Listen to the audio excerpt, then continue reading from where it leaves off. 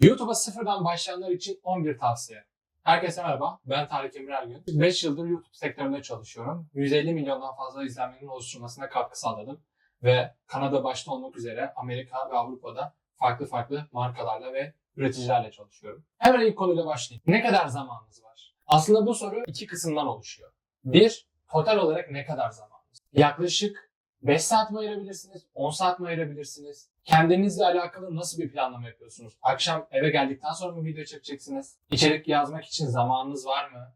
Kendi alanınızı oluşturmak için neler yapabilirsinizle alakalı ufak bir fizibilite yapmanız YouTube'a girmeden önce size çok büyük bir katkı sağlayacaktır. Bununla birlikte bu işe ne kadar zaman ayırmayı düşünüyorsunuz? Çünkü genelde konuştuğum insanların birçoğu bu işle alakalı beklentilerini 3-6 ay gibi kısa vadeli olarak nitelendiriyor. Aslında YouTube için 3-6 ay cidden çok kısa bir vade. Benim izlediğim bütün YouTube uzmanları, bu alanda strateji çalışan insanların büyük bir çoğunluğu bu konu için ideal zamanı 18 ayla 3 yıl arasında olacak şekilde değerlendiriyor. Aslında Türkiye'de olan birçoğumuz için bu çok uzun gibi gelse de orta vadeli veya herhangi bir şeye baştan yatırım yapmaya çalıştığınız zaman sosyal mecralarda var olmak için çok düzenli ve sık bir çaba göstermeniz gerekmekte. Düzenli ve sık olan çaba aslında içinde bir sürü başarı ve başarısızlık bulunduruyor. Bu da aslında bizi ikinci maddeye getiriyor. Başarısızlıkla aranız nasıl? Gerçekten başarısız olmaya alışkın mısınız? Tabii ki de birçoğumuz için başarısız olmak kolay bir şey değil. Bu işe 2 kere başlayıp bırakmış benim için bile başarılı olmak konusu gerçekten zor oldu. Ama bu alanda bir şeyler denemeye gerçekten hevesiniz olup olmadığını kontrol etmeniz gerekiyor. Çünkü YouTube için ilk 20-30 videoda geri dönüş beklemek çok iyi bir planlama ve değer üretimi şeması ortaya çıkardıktan sonra oluşabilecek bir ihtimal. Bakın oluşabilecek bir ihtimal diye altını çizmem gerekiyor.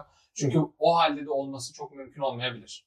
Elinizde net bir sorunu çözecek bir ürün varsa bunun iletişimini doğru bir şekilde yapabilirseniz hızlı bir şekilde yükselebilirsiniz. Ama genellikle birçok YouTube uzmanı ve benim kendi tecrübemden gördüğüm kadarıyla ilk 50 videoyu gözden çıkarmanız gerekebilir. Bu da haftada bir video çekseniz bile aslında bir yıl gibi bir zamanı kendinizi anlamak, yani bir süre, uzun bir süre başarısız olmayı göze almakla alakalı. Ama bu başarısızlıklarınız sizin kendinizi geliştirmeniz, bu alanda yani dijital mecralarda var olduğumuz çağda kendinizi gösterebilmek için kazanacağınız bir yeteneğin oluşturması için harcayacağınız zaman. Tabii bu akışı oluştururken bununla alakalı en önemli konu aslında video çekmek. Video çekmeyle aranız nasıl? Gerçekten video çekmeyi seviyor musunuz? Belki birçoğunuz bunu denememiş olabilir. Ama 2-3 kere deneyen insanlar için bu konu gerçekten çok zorlu olabilir. Kendinizi doğal hissetmiyor olabilirsiniz. Kamera karşısında söyleyeceğiniz şeyleri karıştırıyor olabilirsiniz. Bir türlü doğru ortamı ayarlamakta zorlanıyor olabilirsiniz. Bunların hepsi çok doğal. Birçok YouTuber'ın birçok içerik üreticisinin hatta, sadece YouTuber değil, içerik üreticisinin benzer sorunları yaşadığının farkındayız. Ama bu sorunları yine dediğim gibi uzun bir süre başarısız olarak aşmanız mümkün. Başlangıçta mükemmel olmak yerine sadece iyiyi kovalamaya çalışmak, bunu da belli bir standartta yapmak size mutlaka yardımcı olacaktır. Mükemmel demişken, aslında bu alana girerken yaşadığınız heyecan ve beklentiler sizin bu alanda hızlı ilerleyememenizin önündeki en önemli sebeplerden biri. Birçok içerik üreticisi bu alana girerken kameralar, ışıklar, işte birçok ekipman, çok fazla detaylı araştırma gibi 1-2 haftalık bir süreçte çok fazla emek harcayabiliyor. Fakat bu emeğin karşılığı çok kısa vadede gelmiyor. Çünkü YouTube kısa vadede ödüllendiren bir alan değil. Bu alanda uzun vadeli yatırım yapmanız gerektiğini zaten konuşmuştuk. Bu uzun vadeli yatırım için ilk başta girişteki beklentilerinizi yarı yarıya, hatta belki de daha fazla azaltmanız gerekiyor. Bu tavsiyeyi kimden aldığımı söylemem gerekirse belki de Türkiye'deki en büyük YouTuber'lardan birinden. Barış Özcan'dan almıştım. Ve Barış Özcan'ın dediği gibi yeni girdiğiniz bir alanda, yeni kazanmak istediğiniz bir alışkanlıkla dahil olmak üzere yapmak istediklerinizin yarısını yaparak başlasanız bile kendinizi başarılı sayabilirsiniz. Peki videoları çektik. Ama videoları çekerken nelere dikkat etmeliyiz? Bu çok basit bir kural ama bunu çok jenerikleştirmeden söyleyeceğim. İlk video içeriğinin temel yapı taşı aslında ilk 30 saniyesinden başlıyor. Çünkü YouTube'un da yaptığı ve birçok içerik üreticinin yaptığı araştırmaya göre ilk 30 saniye içerisinde içeride tuttuğunuz izleyici genelde videonun devamını izliyor. Tabii bu durum her senaryoda böyle olmak zorunda değil ama ilk 30 saniye ayırdığınız emek videonun geri kalanına ayırdığınız emek daha fazla bile olabilir. Çünkü ilk hedefimiz içeriye kitleyici çekmek ile alakalı. İçeriye doğru bir şekilde kitleyi çektikten sonra o kitleye anlatacağınız değer örgüsüyle alakalı size daha fazla zaman tanımalarını sağlayabiliriz. Tabi burada arada bir denge unsuru olduğunu da unutmamak gerekiyor. Bir videonun ilk 30 saniyesine nispeten çok zaman ayırmanızı istiyor olabilirim. Ama bu 30 saniye ayırdığınız zaman videonun geri kalanında verdiğiniz değeri azaltmamalı.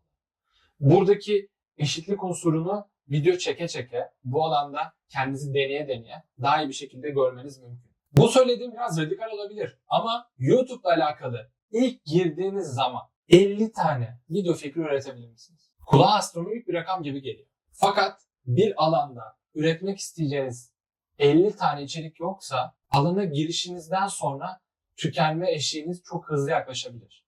Çünkü eğer bir konu ile ilgili 50 tane farklı yakın zamanda görüştüğüm bir içerik üreticisi 100. videosuna yakın bir dönemde halk arasında bildiğimiz adıyla tükenmişlik sendromuna yakalanmış. Belli bir süreden sonra sürekli içerik üretmenin yoruculuğuyla alakalı. Doğru içerik planlaması yapılmazsa aslında sürekli olarak içerik üretmek sizi belli bir noktadan sonra tüketebilir. O yüzden belki de alana girmeden önce veya 100 tane başlığı belirlemek ve bununla alakalı doğru bir planlama yapmak sizin için faydalı olabilir. Eğer bu konuyla alakalı daha fazla bilgi edinmek veya kendi hakkınızdaki soruları sormak istiyorsanız aşağıya bıraktığım linkten ücretsiz bir toplantı alarak benimle bu konu hakkında konuşabilirsiniz. Birlikte neler yapabileceğimizi veya süreçle alakalı nasıl bir planlama konuşabilir ve siz de bu şekilde kendi kanalınıza daha kolay bir başlangıç yapmış olabilirsiniz. Kendi videolarınızı çektiniz ve sıra kimde? Sıra rakiplerde. Benim yaptığım işin en önemli kısmı rakiplerin analizini yaparak o analizleri elimde bulunan kanala getirmek. Doğru olan bilgileri, alanda iyi kullanıldığını düşündüğüm pratiklerin nasıl daha iyi kullanabileceğiyle alakalı beyin fırtınası yapmaktan çok keyif alıyorum. Siz de bu konuda aklınıza gelen mesela atıyorum oyuncak hakkında video çeken bir kanalsınız. Oyuncak arabalar yazıp bu alanda çıkan kanallara bakıp büyükten küçüğe yaptıkları içerikleri inceleyip size bu içeriklerde nelerin çektiğini veya bu içerikleri izleyen insanların ne yorumlar yaptığını, bu yorumlardan çıkardığına bakarak kendi yapacağınız videoların daha iyi olmasıyla alakalı pratikleri arayabilirsiniz. Zaman geçtikçe daha iyi yapıyor olacaksınız. Bununla alakalı daha fazla bilgi paylaşacağım. Rakiplerinizin kim olduğunu öğrendikten sonra asıl en önemli soruya geliyorum. Belki de orta küçük vadeli içerik üreticilerinin yaşadığı en büyük sorun. Hedef kitleniz kim? Gerçekten kim? Geçen gün görüştüğüm bir içerik üreticisi bana hedef kitlesinin 13-40 yaş arası herkes olduğunu söyledi. Bu durum beni gerçekten o kadar şaşırttı ki. Çünkü aslında kanala baktığım zaman hedef kitlesinin kim olduğunu çok açık bir şekilde görebiliyordum. Ama bu alanda 100'den fazla video üretmesine rağmen onun bunun farkında olmadığını gördüm. Gerçi onunla kısa bir süre konuştuktan sonra bunun farkında olduğunu ama bir türlü doğru konumlandırma yapamadığını fark ettik. Burada en önemli olan nokta kendi kitlenizle alakalı daha detaylı bilgiye sahip olmanız. 40 yaşında erkek olan herkeste bir hedef kitle yok. 15-20 yaş arası kızlar, 20 yaş arası Fenerbahçeliler, Galatasaraylılar gibi kitleler oluşturmak yerine daha spesifik olarak çalışmalıyız. 15-20 yaş arası İstanbul'da yaşayan, daha zengin muhitlerde, yüksek ekonomik hacme sahip, okullarda okuyan, sporla ilgilenen, hatta belki belirli sporla ilgilenen kişileri hedeflemek size aslında kimin için video çekeceğinizi, hangi insanlar için değer üreteceğinizi ve bu insanların neler takip ettiğiyle alakalı daha net bir fikre sahip olmanız açısından çok büyük bir avantaj sağlayacaktır. Bence bu 11 madde içerisinde içeriğinizi en öne çıkarabilecek ikinci içerik. Birincisini video sonunda söyleyeceğim. Peki bundan sonra ne yapacaksınız? Aslında en önemli nokta ufak ufak deneylere devam etmek. Kendinizi denemek için alanlar bu. Belki YouTube'da bunu uzun bir video yapmak istemiyor olabilirsiniz. Peki bunu yapmak yerine shorts çekmeye ne dersiniz? Kısa bir video, kısa bir yazılı içerik. LinkedIn'i kullanabilirsiniz mesela. Ki burada bir LinkedIn uzmanı var. Onunla alakalı bilgileri de aşağıda paylaşırım. Belki LinkedIn'le alakalı yaptığınız içeriğin karşılık bulup bulmayacağıyla alakalı bir şeyler deneme şansınız olabilir. Instagram'da arkadaşlarınıza sorabilirsiniz. Ürettiğiniz içeriğin doğru kitleyle faydalı olmayacağıyla alakalı Facebook gruplara bakabilirsiniz. İnanın bana hala aktif olan Facebook grupları var. Bu tarz küçük denemeler aslında kitlenizin ufak bir örnekleminin sizin içeriğinizle nasıl etkileşimde bulunduğunu daha net bir şekilde size göstermek açısından inanılmaz faydalı olacaktır. Ki ben de başlarken aslında bu YouTube'a başlama sürecimde LinkedIn'de uzun süreli içerikler paylaşarak bu içeriklerin ilgi çekip çekmediğini gördüm. Ve bu ilgi çeken içerikleri bir araya getirerek şu an video haline getiriyorum. Size söylediğim şeylerin hiçbiri kendi denemediğim veya etrafımda deneyip de başarılı olduğunu görmediğim, tamamen pratik çıkarak insanların deneyip de başarılı olduğu şeyleri sizlere getirmeye çalışıyorum. Zaten bir önceki maddede bahsettim. Kısa videolar şu an için YouTube'un keşfedilebilir alakalı en çok öne çıkardığı içeriklerden biri. YouTube kısa videoları promote etmek için çok fazla şey yapıyor. Çünkü bu alanda TikTok, Instagram gibi birçok farklı mecrayla uğraşmak zorunda. Kısa videolar neden avantajlı? Bir, görüntülenme sıklığı daha yüksek. Çünkü daha az zaman ve efor gerektiriyor. İki, insanlar için daha ulaşılabilir, daha tüketilebilir geliyor. Bunları kullanarak ve sizin için üretim maliyetini de azaltarak, yani 1 dakikalık içerik yazmak 10 dakikalık içerik yazmaya göre çok daha kolay. Bu tarz içeriklerden 5 tane yazarak, 1 dakikalık 5 tane içerik yazarak bunları farklı farklı zamanlarda, farklı başlıklarla deneyip insanların bunlarla ilgilenmediğini görme şansınız olabilir.